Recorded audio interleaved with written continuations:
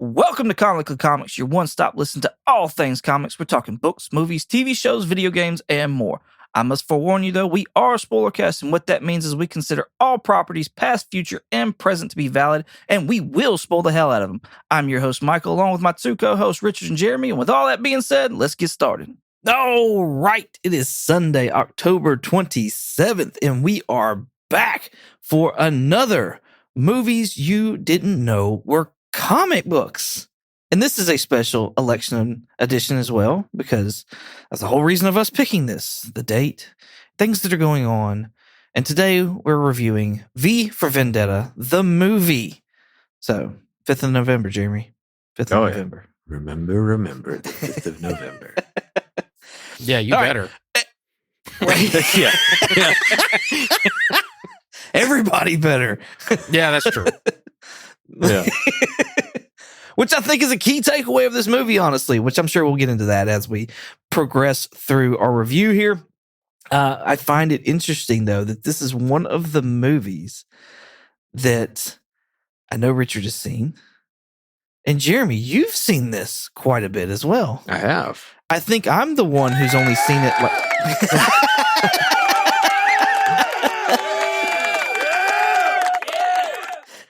I think I'm the one that's seen this movie the least amount. I think I've seen it one time. So I'm real interested now to hear y'all's thoughts on this movie. Jeremy, let's start with you. What is your whelming of V for Vendetta? I'm pleasantly whelmed. I've enjoyed this movie every time I've watched it. It never really gets too slow or anything to me. I love the storyline behind it and watching it too nowadays, like at this time, I'm like, there's some similarities there, some Right? little conspicuous here. But I feel like I've seen this one before. Yeah. yeah. Yeah. It can definitely have a tinfoil hat with some of this stuff. But I like that it didn't go into that tinfoil hat kind of feel to it. It was just, it kept it like to where you sided with him and you could understand what he was going through, and or at least could kind of gather a little bit what he was going through. And so it just, I don't know. It's one that was just it's very elegant to me too. Like, it's just like, it's a very smooth flowing, and it's a longer movie.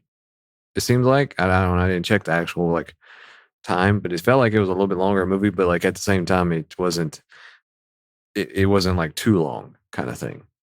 I feel like you're trolling Richard. Yeah, I do. Too. I am. Yeah. I don't have an actual runtime, but the runtime for it is supposedly 2 hours and 12 minutes. Yeah. I like the word you used, elegant. I think that's a fantastic word for this movie, honestly. Yeah. So, Richard, what is your whelming of this movie?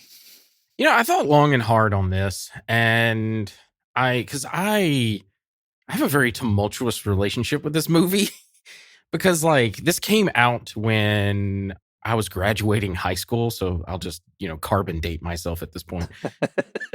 And back then, I was a big, this is from the Wachowskis, and I was a big, like, Matrix fan and stuff like that. And Yeah. And so I thought this was cool. I thought this was so cool back in the day.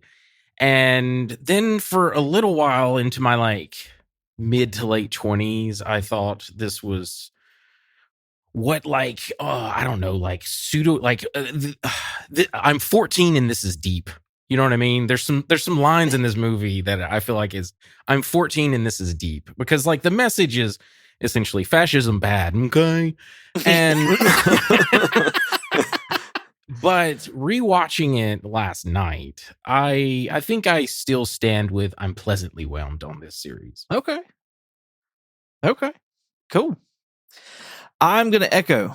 I am pleasantly whelmed with this. This is not one that I will sit there and like throw on just to be like, ooh, I'm in the mood for. No, that's not happening. No. That's not happening at all here. Yeah. However, this to me is along the same lines of like Independence Day, in the sense that more than likely, I'm going to probably start watching this come November, like every year or something like that. Yeah. Like it'll be one of the, you know what I mean? Like Independence Day, like July comes around. Hey, I'm throwing that Will Smith movie in. You know what I mean? Because it relates to Independence Day. And this will be like, oh, hey, it's November. Let's remember the 5th of November and throw it in, and watch it probably every, November or something like that. Because it's a good movie. It's got a really good story in it. I like the overall message that's trying, like what I got anyways, as the message that it was trying to get across. And I don't feel like it doesn't look dated, which this movie came out in 2006. So like it's almost 20 years old, but it's not there yet. And so I know it's not one of those that's from the 90s or, from the 90s.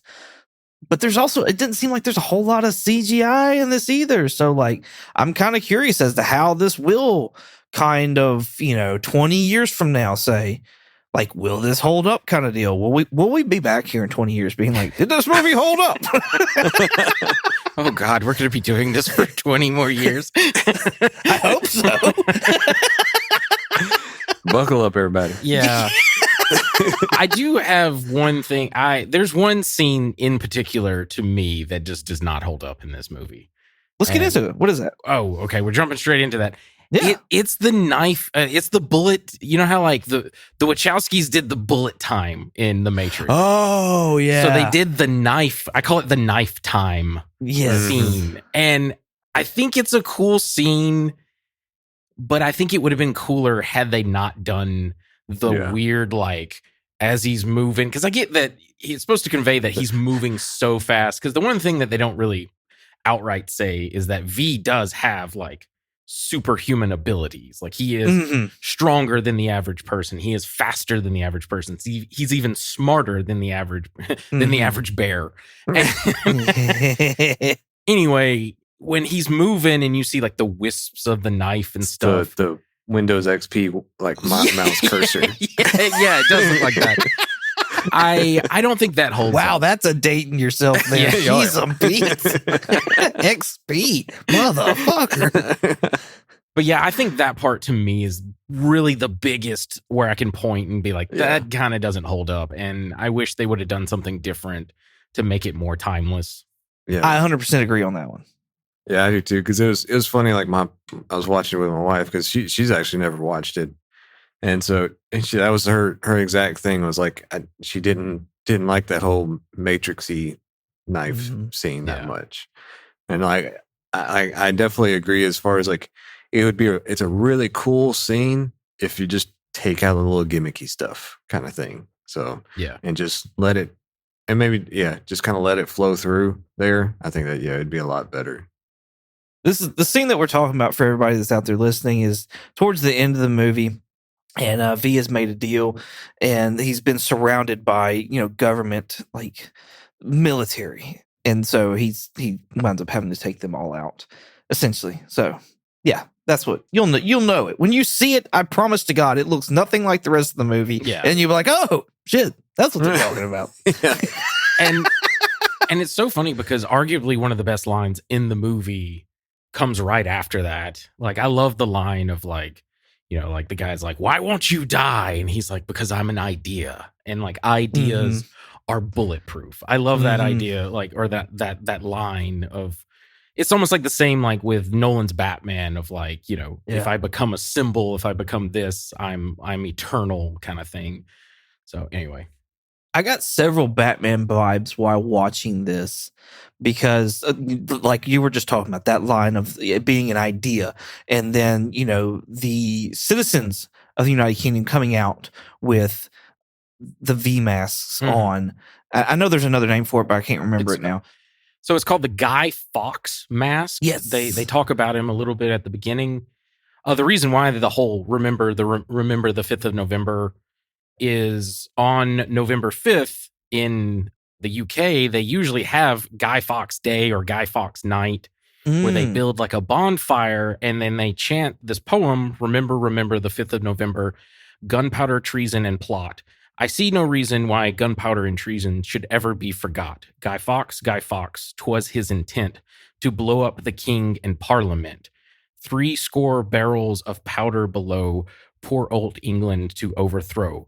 By God's providence, he was catched with a dark lantern and burning match. Holler boys, let the bells ring. Holler boys, God save the king. So it's almost like them making fun of, because I just did a quick, for our overseas listeners, if we have any, they don't really teach this in America, but I was looking up some of this today, and he was trying to blow up Parliament because they had I believe, a Protestant king, King James the First, and he was a Guy Fawkes, and all the people going to blow up Parliament was a Catholic. And anyway, that was the whole thing. So the poem is like poking fun at like, oh, you almost killed our king, but you didn't. You failed. But as we get into this, I'll explain a little bit. Like, Alan Moore liked the idea of like looking back on that and maybe thinking that, like V, which is why he wears the Guy Fawkes mask, he may be considered a terrorist, an evil person to some of the peoples in Parliament, but maybe he is in fact the hero of the story. Got you. But yeah, seeing everybody come out, going back to the similarities with Batman, everybody, all the citizens of UK coming out in the Guy Fawkes masks and going towards Parliament to let their voices be heard.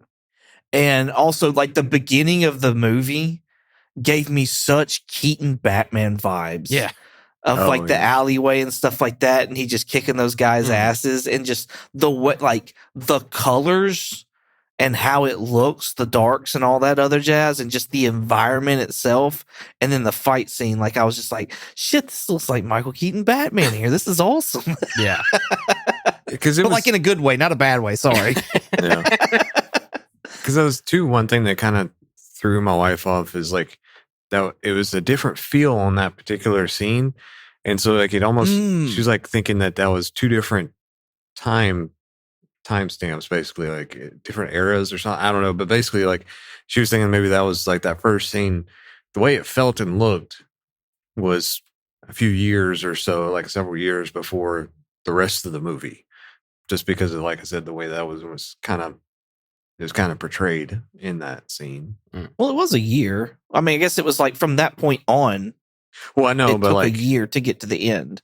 Yeah, yes, I agree. But like even just the in between there, like the next day type stuff, like it just, and her going to work, like whenever she was at work, like it felt different. Yeah, it felt like it was more of an older time whenever she got attacked, and then jump however many years ahead to whenever she was going into work.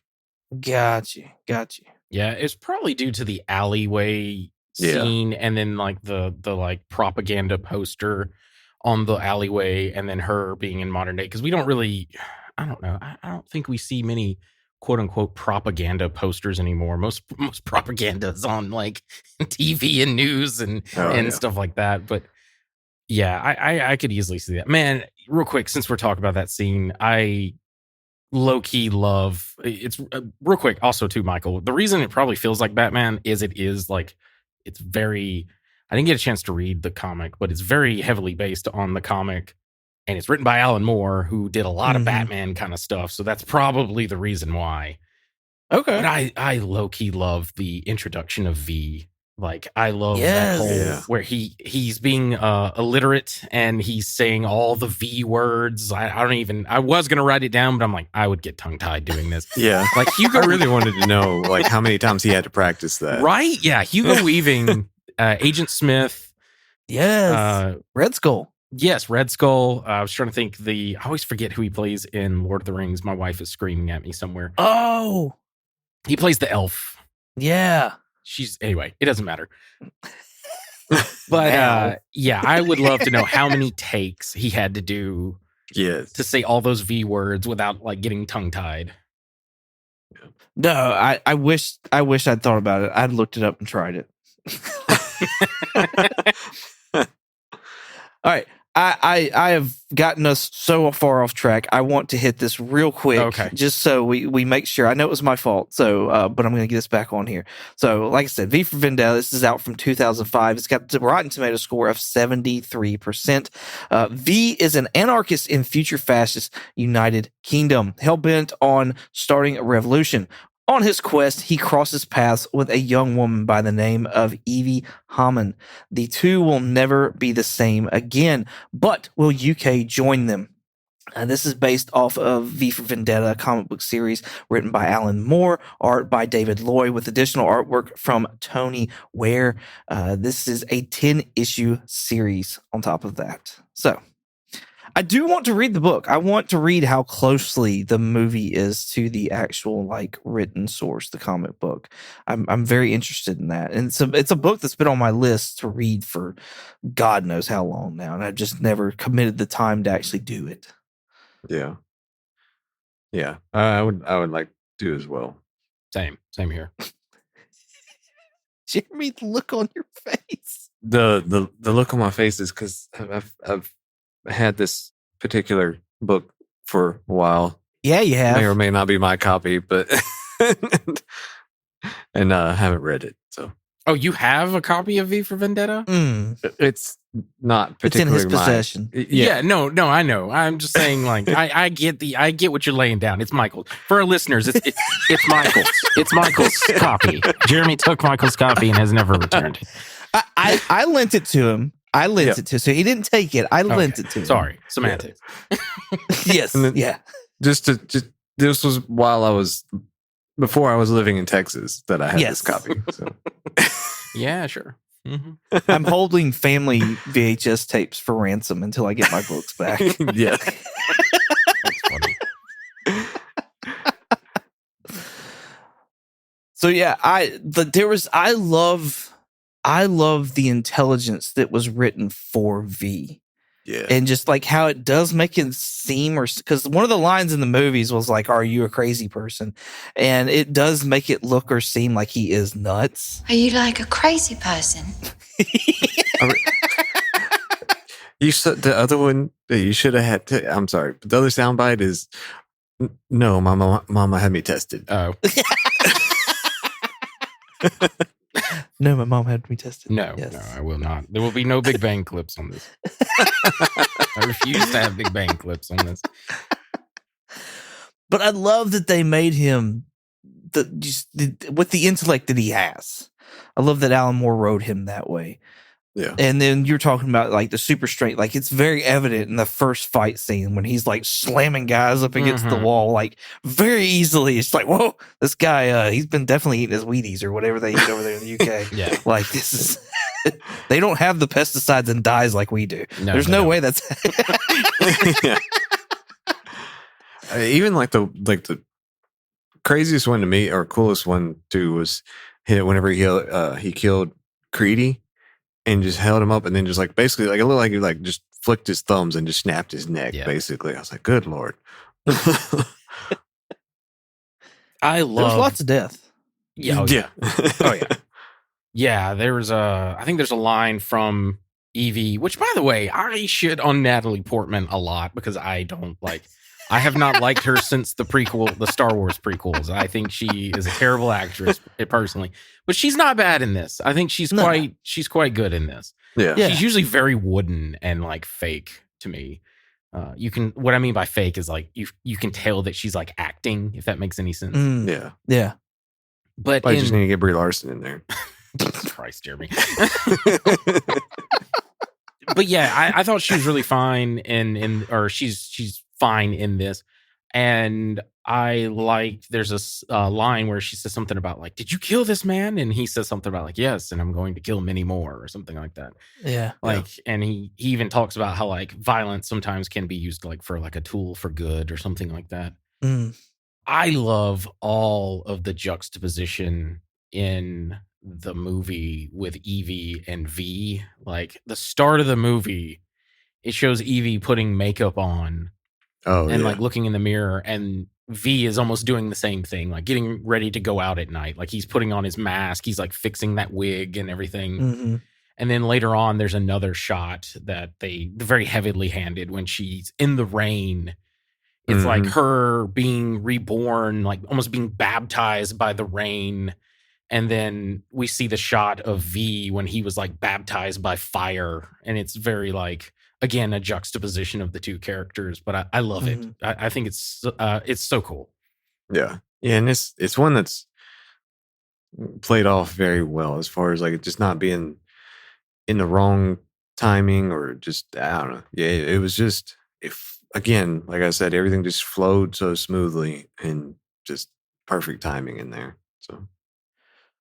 I love the music, the score he does whenever he's blowing shit up. I love that. Like, the Tarkovsky's 1812 Overture. Yeah. Sure, yeah. I'm not educated enough to know that. Well, he mentions it in the movie. Oh, yeah. But yeah, it's the whatever. Dun dun dun dun dun dun dun. Yes. Yeah, that one. I love it. Yeah. Part of me wishes he'd have done like Beethoven's Fifth, since he's all about like the number like 5 and V and all this stuff. But that had been too spot on though. There's so much. I mean, he makes.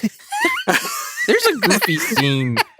There's a scene in this movie that I'm like, man, V is almost as dramatic as Bruce Wayne, and it's when he sets up those dominoes and he knocks them all over so it makes the V shape. I'm like, no one's there to see that but him.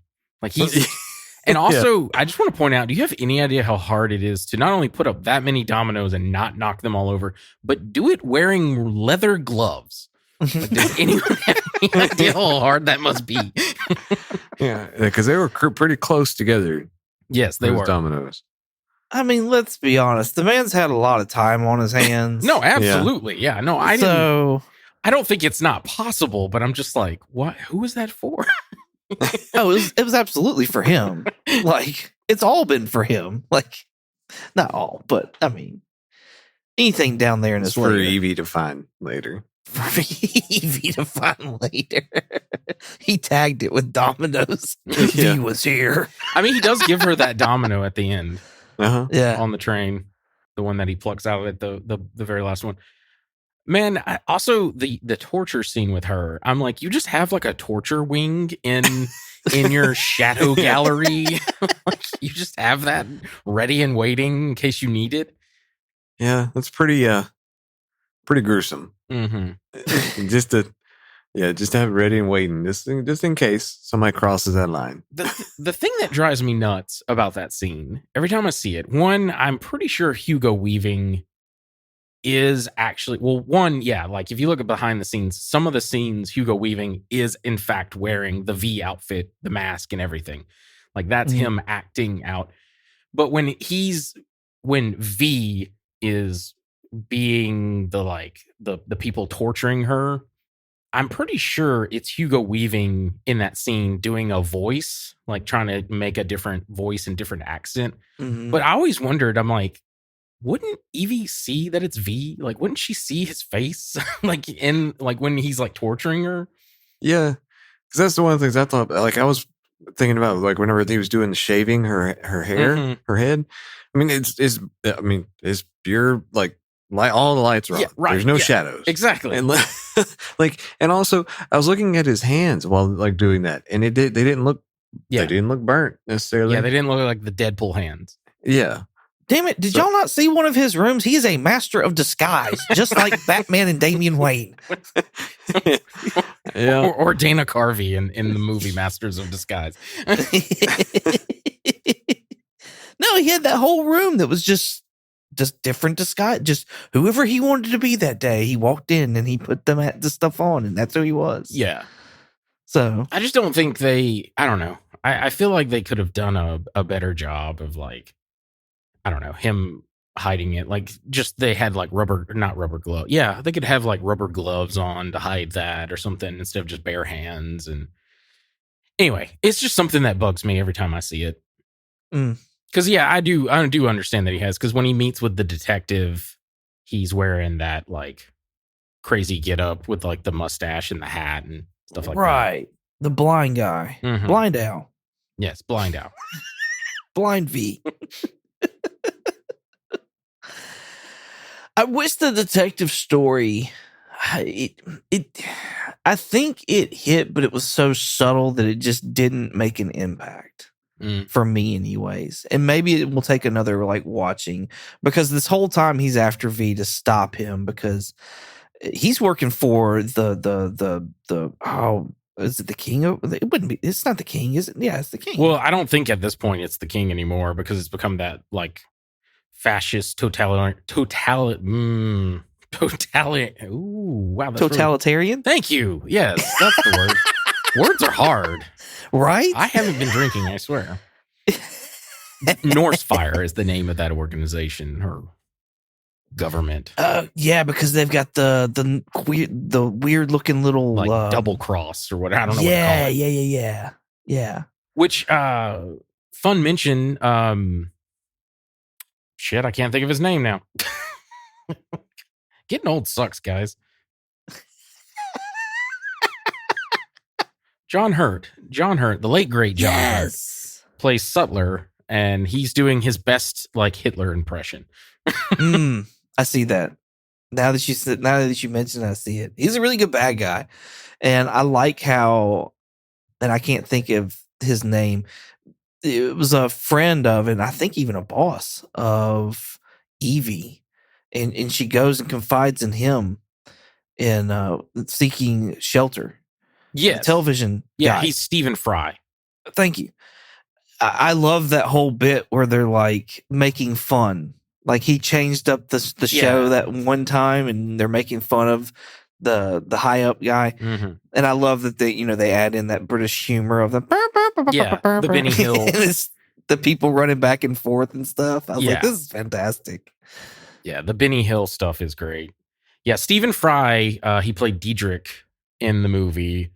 And he's also in The Sandman. He played that one dream that ran away, and they end up finding him. He's the like British man that wears like the green overcoat and hat and the cane. What is that? What is that dream? I can't remember the dream's name now. It's like the field or the meadow, or I can't remember what it's called. Yes, I know what you're talking about. It's gonna drive me nuts. Okay, I didn't realize it was him. Mm-hmm. That's cool. Fiddler's Green. That's Green. What it was. That's it. Fiddler's Green. But no, I love that whole bit. Man, like, so let me ask y'all this, because I was trying to figure this out, and it just didn't. It never hit with me, but it seems like it's something significant, or maybe it didn't hit for y'all either. But they showed. When V takes care of Evie and fixes her breakfast and stuff like that, he fixes her toast with an egg on top. And then you said Dietrich? Yeah, I think it's Diedrich. I think that's how you say his name. He has the same breakfast. Mm-hmm. And I don't know if they were trying to like play like he was V. I don't know if they were trying to do some kind of an associate, but like it seemed like that because they zoned in on it just like they did with V almost. And so like I'm missing something here, and I need somebody to educate me. The only thing I can think of, because he gets killed in the movie. Yes.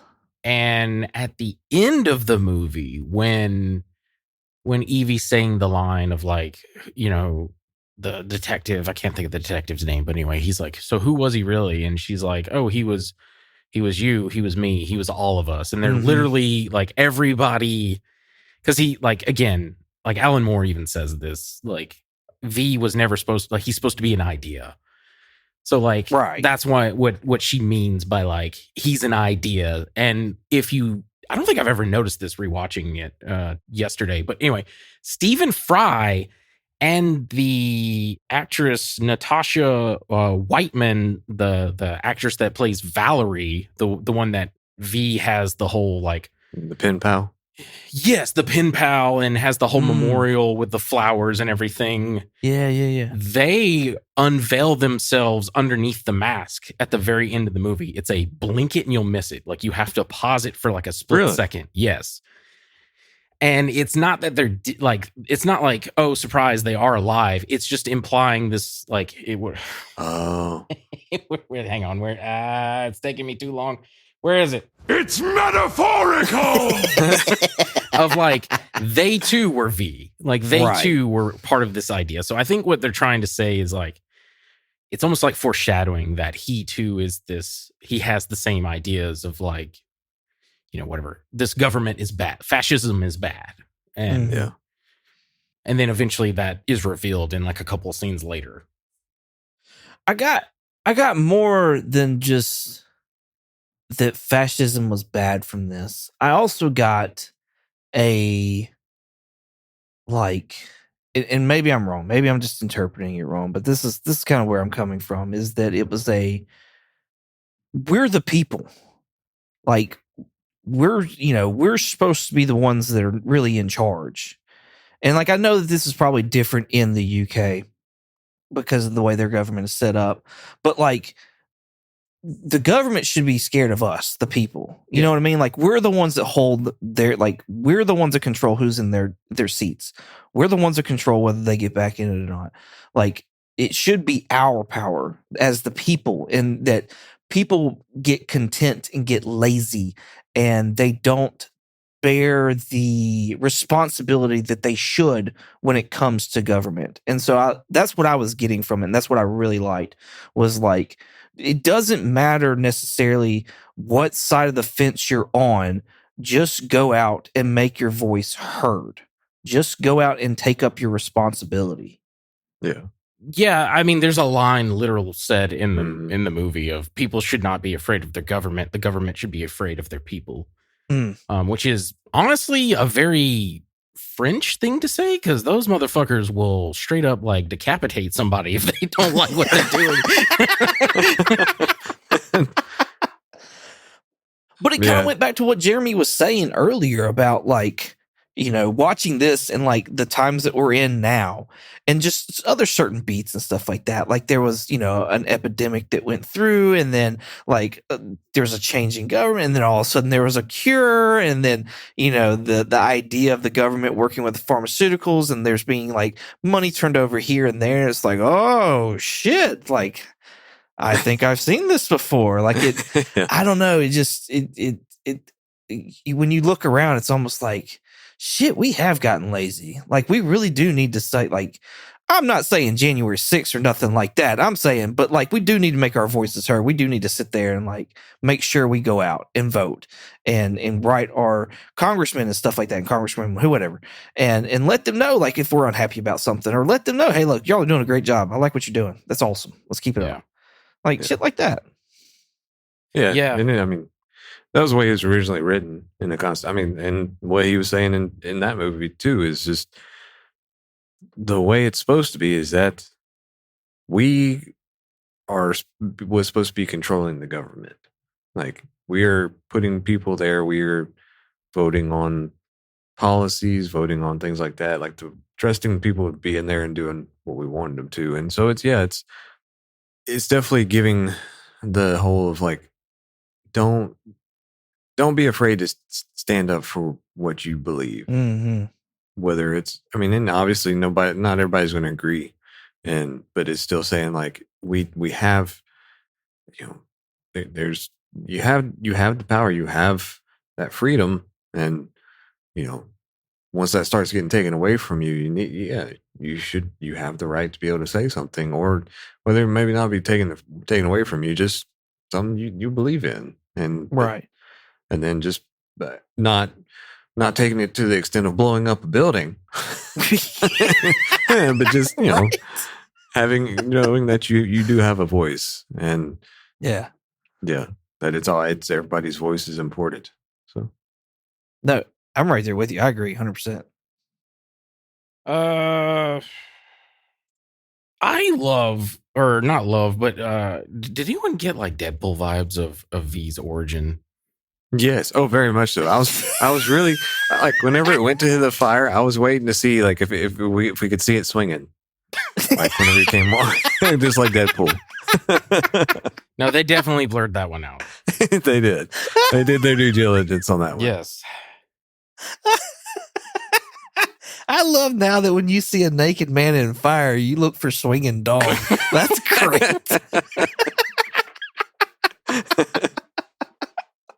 That is funny. Yeah.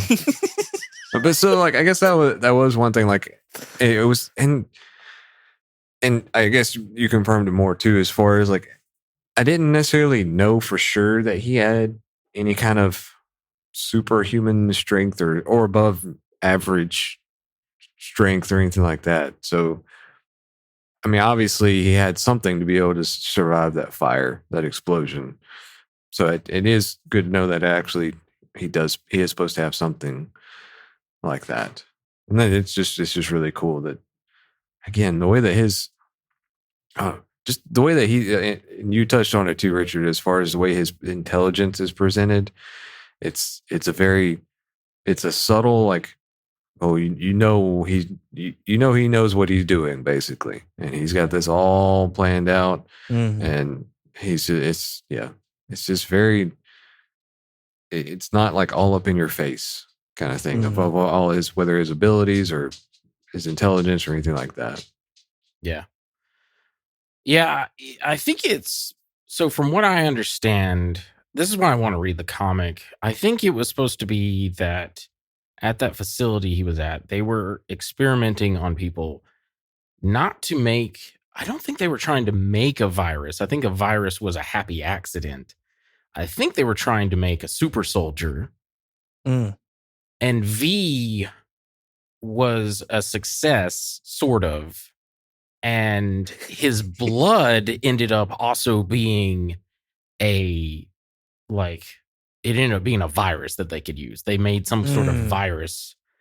And that's what created the whole, them being able to take over the, I don't know if they take over the world or if it's just the UK, but anyway, create this like fascist government kind of thing. So that's why V feels like he's personally responsible, because it's like his blood that was used to do all this. And I got you. I don't know if that's my interpretation of it. And I don't know if that's true for like the comic or whatever, but yeah, I don't know. It's I like the story a lot. I definitely want to read the comic. Yes, it is, like, I agree with Jeremy and stuff like that. It is very relevant now more than ever. Feels especially like I'll just get into it. I'll get into the Alan Moore stuff. Yeah. Everyone's favorite grumpy wizard. He did not have good things to say about this. Let me get into Alan Moore stuff by insulting him right off the bat. I have to. Like, the man is such a, I'll just say it, he's such a prick. Like, I like some of his stories, but God, he is a miserable fuck. So this movie was produced by Silver Pictures, Virtual Studios, and Anarchos Production Inc.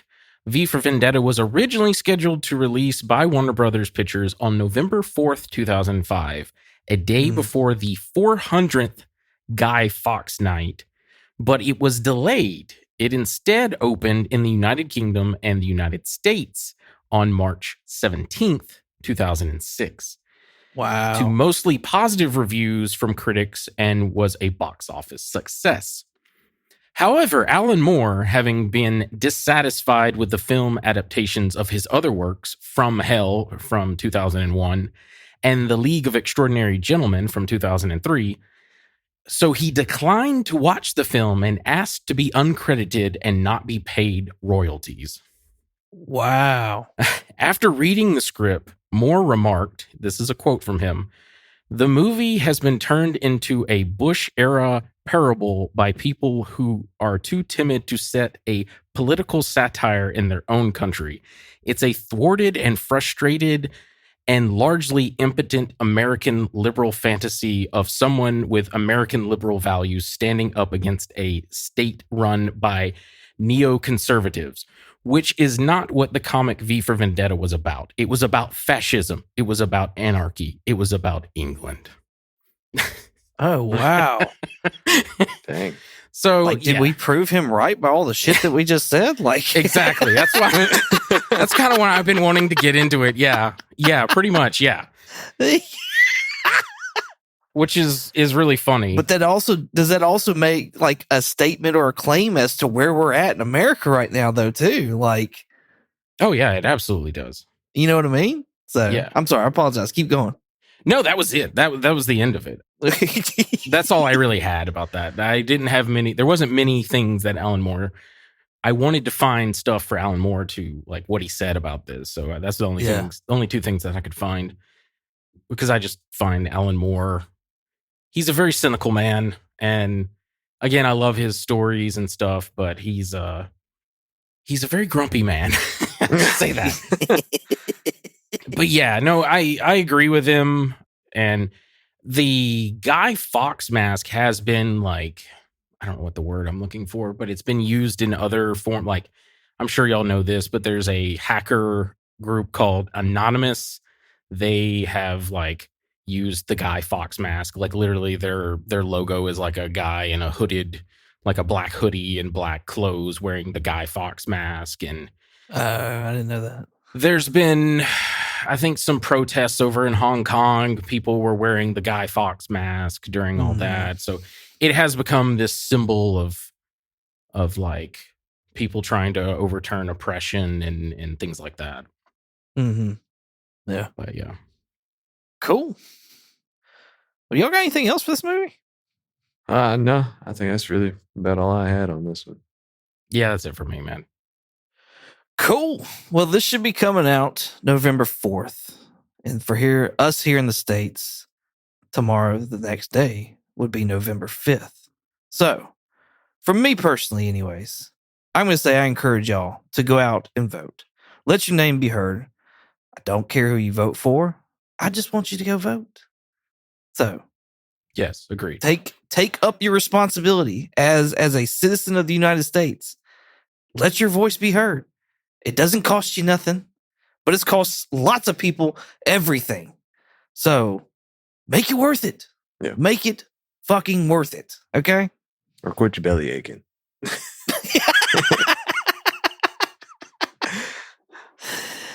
Awesome. Well, Jeremy, where can I find you at? They can find me on Twitch under the handle Night Fury GTO. It's Night with a K. And you can find me here. And no, I did not play it at all this week. Shame! Shame! Shame! You might as well keep going. Shame! Shame! Shame! Thank you, sir. May I have another? Shame!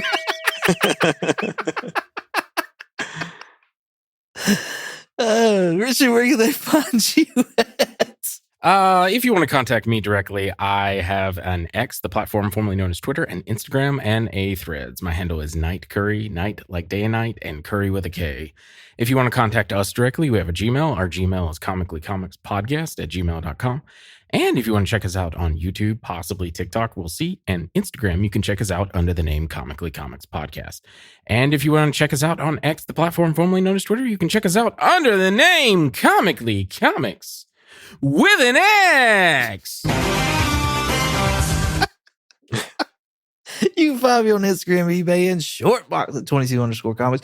You also find me on YouTube at 22 comics. Thank y'all so much for listening. I hope you enjoyed as much as we did making it. Well, all that being said, remember, the 5th of November, Jeremy. Remember the 5th of November. Bye, Jeremy. Bye. Remember that 5th. Remember it. Tell me, do you know what day it is, Evie? November the 4th. Not anymore. Remember the 5th of November, the gunpowder, treason, and plot. I know of no reason why the gunpowder treason should ever be forgot.